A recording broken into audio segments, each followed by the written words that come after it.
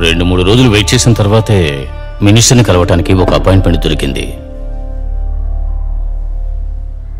గత 24-25 సంవత్సరాల నుంచి నేను చేస్తున్న సర్వీస్కి, నేను వేసుకున్న యూనిఫామ్కి, ఒక యూజ్డ్ టాయిలెట్ పేపర్కి ఉన్న విలువ కూడా లేదని అప్పుడు అర్థమైంది.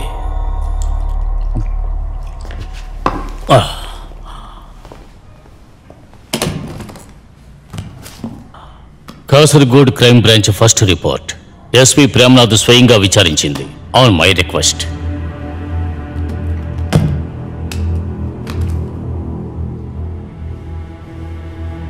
మనం పేపర్లో టీవీలో చూసిందే.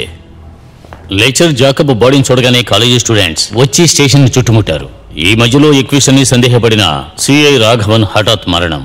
ఆ తర్వాత అన్ని సమస్యలకు మధ్య రాఘవన్ బాడీని తీసుకుని బయలుదేరిన పోలీస్ వ్యాన్ కాళీపురం అవుట్స్కట్స్ లో బ్లాస్ట్ అయింది. ఇది తీవ్రవాదుల దాడని వాళ్ళు అంటున్నారు. కానీ ఆ దాడిలో మన పిల్లలు ఎలా చిక్కుకున్నారు? దాని గురించి క్రైమ్ బ్రాంచ్ లో ఎవరు ఏం చెప్పలేదా? Somehow I'm not convincing. ఇదంతా కమిషన్లు తీసుకుని తారుమారు చేసి రాసేస్తారు. నాకు తెలుసు. అందుకే దీనికి ఒక ప్రాపర్ ఇన్వెస్టిగేషన్ కావాలని మినిస్టర్ని రిక్వెస్ట్ చేశాను. కానీ అది బోర్డర్ స్టేషన్, తీవ్రవాదులు ఉండే ప్రదేశం. కర్ణాటక హోమ్ మినిస్టర్తో అన్ని విషయాలు మాట్లాడి లోపాయికారిగా ఒక హక్ చేసుకుని వచ్చేశాను. నా నష్టం భర్తీ కాదు కదా.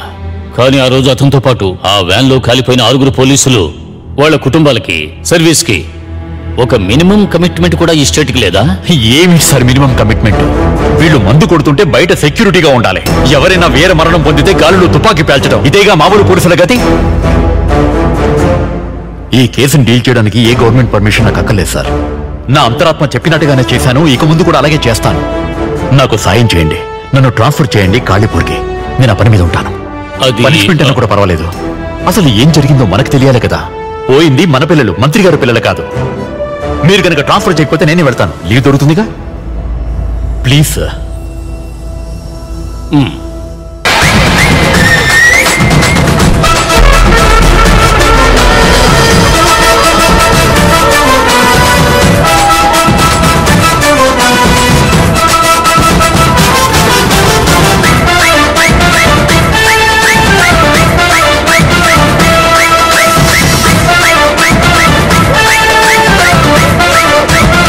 ఓ ప్యాకెట్ బిల్స్ ఇవ్వండి.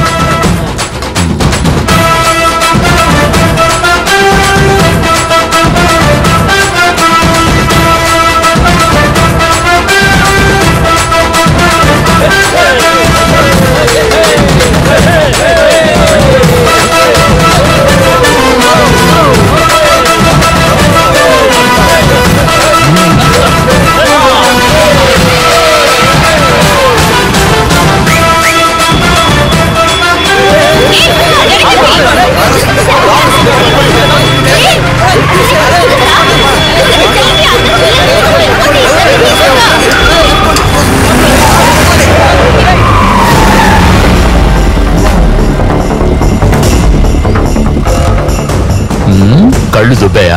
ఎవడి బండి ముందురా తీసుకొచ్చి ఆపావు నువ్వు? ఏంట్రా ఇంకా పోజు నీకు? కిందకు దిగరా.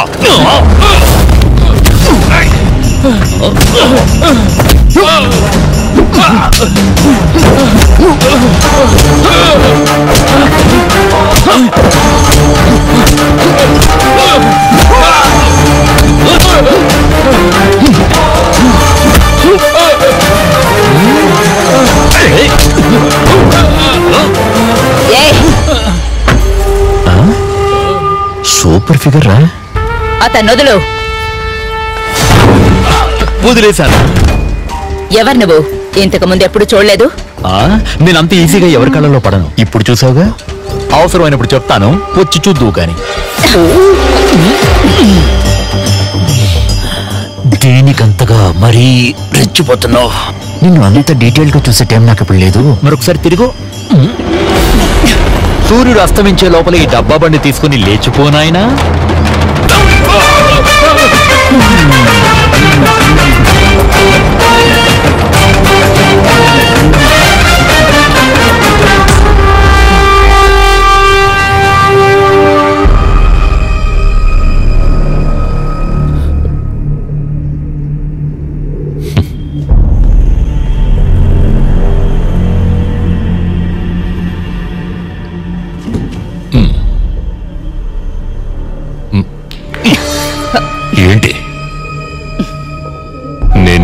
చాలాసార్లు చెప్పాను, ఈ అమ్మాయిల్ని తీసుకుని ఎక్కడికి బయటికి వెళ్ళినా సరే ఓ ఇద్దరినో ముగ్గురునో సెక్యూరిటీకి తీసుకెళ్ళమని చెప్పాను కదా. లేదా ఇంతటితో వదిలే, ఎలక్షన్ అయిపోయేంత వరకు ఉన్న జాడ తెలియకుండా ఉండు. ఇక్కడే అందరూ మూలన పడుంటే వీళ్ళందరికీ తినటానికి తిండి ఎవరు పెడతారు? ఇక్కడ మేము ఎలా బ్రతుకుతున్నామో మీరేమైనా పట్టించుకున్నారా? మీకు కావాల్సింది పార్టీ ఎలక్షన్లో భార్యలు. నేనెవర్ని? ఒట్టి సరదా తీర్చడానికేగా. ఏ అండా లేకుండా వచ్చేవాడు పోయేవాడు చెయ్యేస్తూ. నేను కొంచెం డబ్బిస్తాను, పళ్ళని తెచ్చి పంపిస్తాను. ఎవరిలా చేసింది? వాడే. ఎవడైతే నీ మీద చెయ్యేశాడో వాడి ఊరు వదిలిపెట్టి వెళ్ళాడు. అది ఎవడైనా సరే వాడిని నేను చూసుకుంటాను.